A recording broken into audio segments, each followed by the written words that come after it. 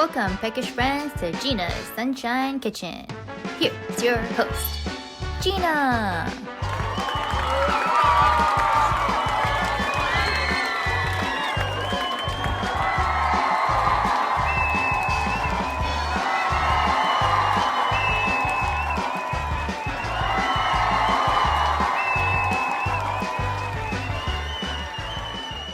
Howdy friends, it's an exciting day in the Sunshine Kitchen. Special delivery for Gina's Sunshine Kitchen.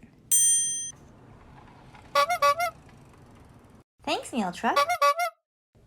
Okay, let's see what we got here. It's a letter from our friend Chiot. It says, 안녕, Gina, 우리 추석에 맛있는 잡채 5그릇 만들어줄 수 있어? Do you know what Chuseok is? Chuseok is also known as the Mid-Autumn Festival, Gina. It's when Korean people celebrate the harvest, kind of like Thanksgiving. Chuseok is one of my favorite holidays. My parents used to take me to Flushing Meadows Park to spend the day with our friends and family to eat all the foods.